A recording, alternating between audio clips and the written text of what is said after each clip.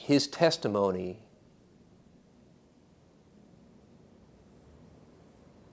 was one of the more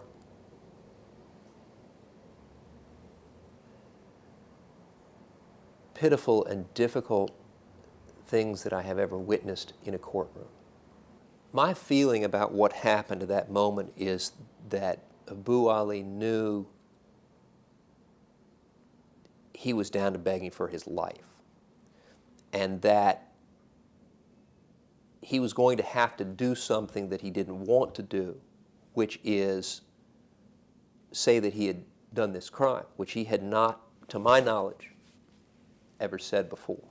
My belief is that he made that admission to Mr. Zimmerman solely because of that posture of having to beg for his life, and not because it was true. He doesn't remember anything after the point of taping up Norma Norman. That's the last thing that he can remember. And he has maintained that lack of memory over the entire 16-year period since this crime occurred. It's the one thing he has said over and over again: I don't remember. No human being deserves to be harmed.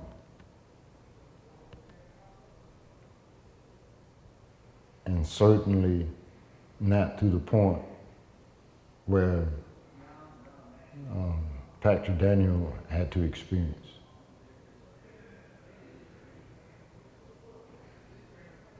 To try to emphasize that even further, I'm struggling because there was a part of me that night didn't know.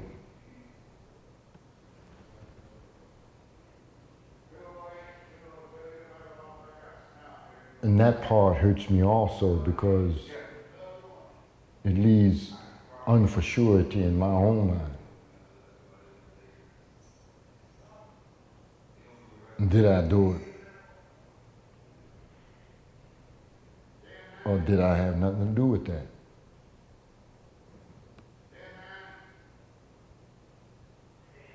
I know that that was not on my mind when I went over there.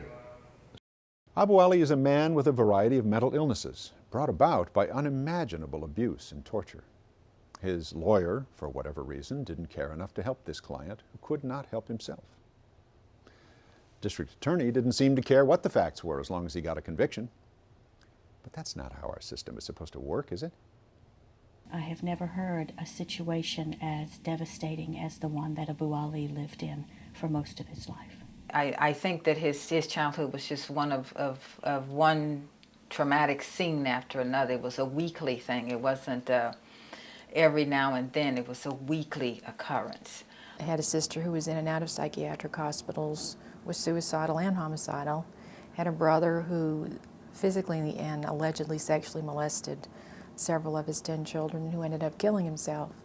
So these are not happy, well-adjusted people, obviously.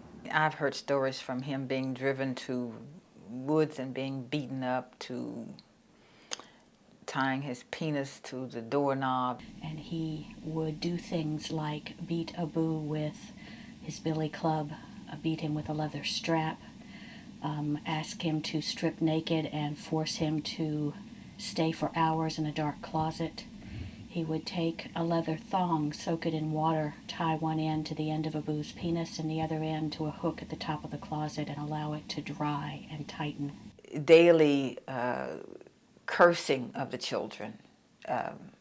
I was told that he cursed his children a lot. She cursed the children a lot. The saddest things to me was that when he was about to get all over Abu Ali for something, whip him for something, Mom would leave the room and say, "Don't kill my child."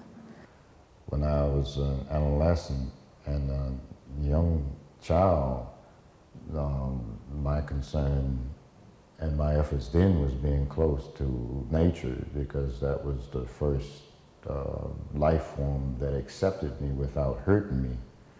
And I just attached myself away from the two-legged ones, which are the humans, because they were the ones that was hurting me. And when I say they, I'm not talking about the whole world. I'm talking about the people who who were responsible for me at that time, mainly my mother and my father. These punishments were in response to nothing. If he was 5 minutes late being home from school, he was beaten. If he talked back, he was beaten. If his father was in a bad mood, he was beaten. Abu Ali's mental illnesses very much played a role in his involvement. And there's no question that a jury could have determined that he is not culpable of capital murder, not guilty of a capital murder, based on his mental illnesses and his mental disability. The abuse that Abu suffered as a child is well documented. It appears in his school records, it appears in police records, it appears in his service record. It shows up over and over again where someone expressed concern about him, where someone at school or someone on the military base expressed concern. And he was evaluated numerous times. There are pages and pages and pages of mental health evaluation, but virtually no treatment was offered. What everybody has to understand is to subdue as much as a person can of another's pain. They have to know why that person is in pain. When you finish researching the essence of that pain, then you have a general idea of the method that you want to apply to help that person to relieve their pain as much as possible.